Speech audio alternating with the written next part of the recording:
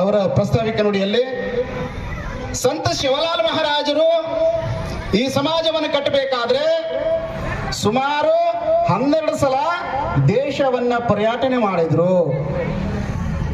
ಸಂತ ಶಿವಲಾಲ್ ಮಹಾರಾಜರು ಬರೇ ಒಂದೇ ಸಮಾಜಕ್ಕೆ ಸೀಮಿತವಲ್ಲ, ಬಂಜಾರ ಸಮಾಜಕ್ಕೆ ಅಷ್ಟೇ ಸೀಮಿತವಲ್ಲ.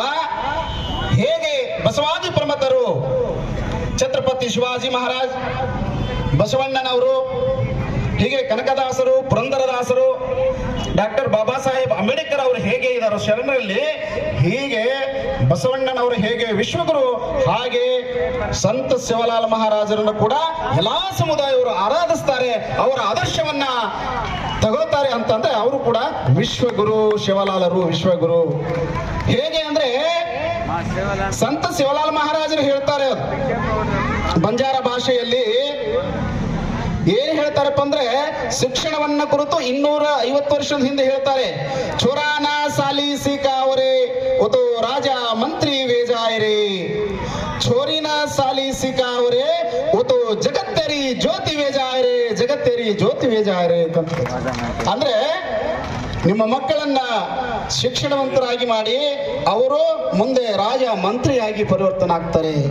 ಹಾಗೆ ಮಗ ಮತ್ತು ಮಗಳು, ಹೆಣ್ಣು ಮತ್ತು ಗಂಡು ಭೇದ ಮಾಡದೆ ಹೆಣ್ಣನ್ನು ಕೂಡ ಉತ್ತಮವಾದ ಶಿಕ್ಷಣವಂತರಾಗಿ ಮಾಡಿಸಿ ಅವರು ಬರೇ ಒಂದು ಕೊಟ್ಟ ಮನೆ ಇದ್ದ ತಂದೆ ಮನೆ ಮತ್ತು ಗಂಡನ ಮನೆ ಅಷ್ಟೇ ಅಲ್ಲ, ಇಡೀ ಜಗತ್ತಿಗೆ ಬೆಳಕಾಗುವಂತಹ ಮಹಿಳೆ ಆ ತಾಯಿ ಆಗ್ತಾಳೆ ಅಂತ ಹೇಳಿ ಮಹಿಳೆಯರಿಗೆ ಅಷ್ಟೊಂದು ಗೌರವ ಮತ್ತೆ ಮಾನ ಸಮ್ಮಾನ ಕೊಟ್ಟಿರ್ತಕ್ಕಂಥದ್ದು ಸಂತ ಶಿವಲಾಲ್ ಮಹಾರಾಜರು.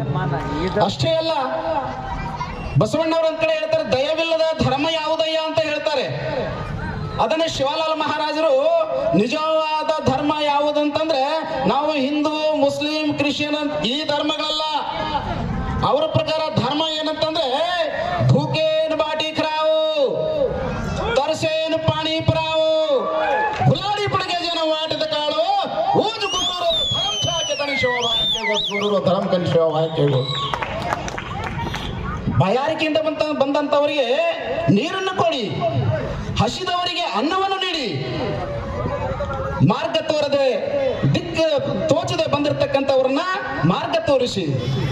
ನೋಡ್ರಿ, ಸಂತ ಶಿವಲಾಲ್ ಮಹಾರಾಜರು ಹೀಗೆ ಹೇಳ್ತಾರೆ.